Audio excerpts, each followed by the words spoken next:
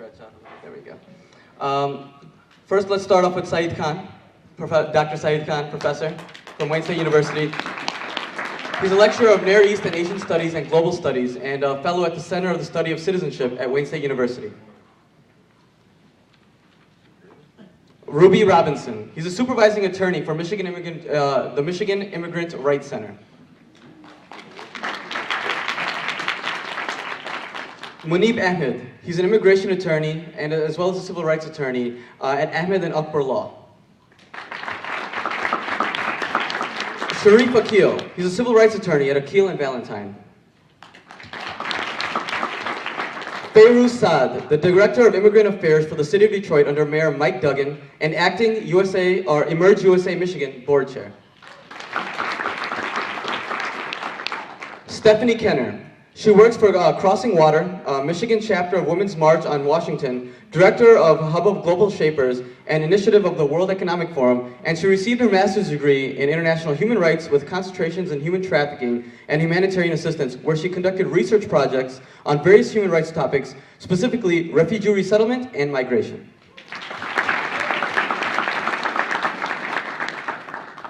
With that being said, I'm going to pass the mic to Professor Saeed Khan. If you could start the program off. Thank you, Hassan. Assalamu alaikum, shalom aleichem. Good evening to you all. Thank you for coming out on a rather cold night. I know that there are better places to be, particularly in front of fireplaces, but I think your presence here reflects two things. One is the condition that we find ourselves as Americans tonight, after only, wait for it, 12 days. But we're going to look at this with the glass half full. Only 206.5 weeks left. And the other is it demonstrates your commitment to be active, engaged, and to do something about this. So for the 3.5 minutes that I have, apparently, let me go ahead and give you a synopsis on the executive order / Muslim ban. And let's call it what it is, because the people who have implemented it have been calling it that as well. So the three main takeaways from this are that there is to be a 90-day freeze on all refugees coming into the United States. Provision number 2 is that refugees from Syria are banned indefinitely. And the third provision is those people who are visa applicants of all stripes, apparently, although now it seems as though it's just non-immigrant visas, from 7 different countries: Iran, Iraq, Libya, Somalia, Sudan, Syria, and Yemen, shall be banned for 120 days.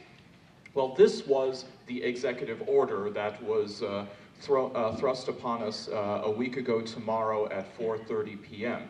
And that seemed to be all of the guidelines that were also provided for Customs and Border Patrol, and it created nothing short of naked chaos.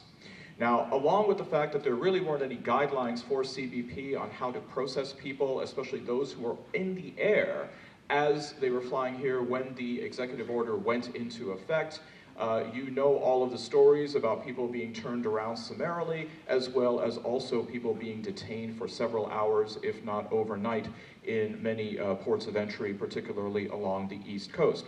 But that's just the legality of the executive order. The practicality, as far as what has been implemented, has a far more reaching impact. And it is now also impacting lawful permanent residents or green card holders, as well as United States citizens. There are dozens upon dozens of reports coming in now that US citizens are facing a 75% rate of some kind of additional screening, scrutiny, or detention, what is of course colloquially called extreme vetting. This is ranging from such things as being strong-armed to perhaps give up their passport and have it be mailed to them later, have their smartphones detained, and demands for passwords so that the officials can then vet their emails, their social media, as well as what apps they use, and perhaps even more nefariously than that for US citizens, actual tests of their religious piety as well as their patriotism. Questions about whether they know what the Constitution is, irrespective of whether people in the White House can spell Constitution. Who did they vote for? How many times do they pray? Are they a patriot? And of course, although in law and constitutionally, a US citizen is clearly not obliged to answer any of these questions, there is a specter of fear that if they were to not do so, whether they would in fact be allowed into the country. Now, as US citizens, of course, one is allowed into the country. How long it takes between the time that they land and they're finally let go for what seems to be rather arbitrary reasons is a different story, as well as the demeanor by which these questions and this vetting is occurring at the port of entry. Now, this becomes even more complicated in places like Canada, where customs and border control occurs there. When you are in this purgatory area between check-in and the gate at Toronto Pearson Airport, you are at the mercy of customs and border officials there. So one is not even on this side of the bridge or the tunnel.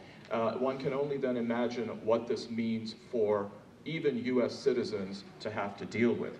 Now, you've probably also heard about some of the excuses that are being given, that these 7 countries were actually a list that was provided by President Obama, and so it is a carryover. Yes, these 7 countries were listed, but let me go ahead and indulge you with exactly what were the limitations of the implementation in the prior administration.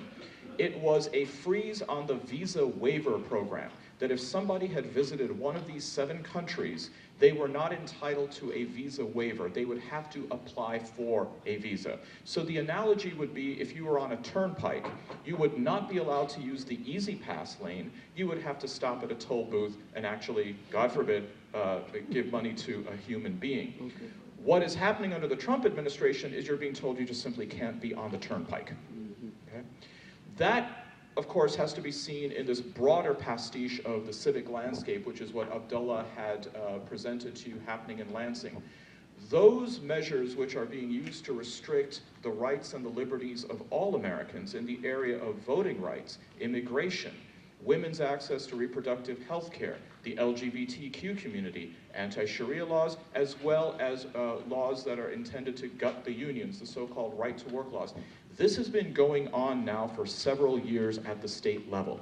What we find occurring now is measures to then federalize it in Washington. So we see then that the civic landscape is one that is quite broad. These are the test cases through the executive orders. The canaries in the coal mine right now are people of Muslim heritage and of Muslim national origin, but stay tuned.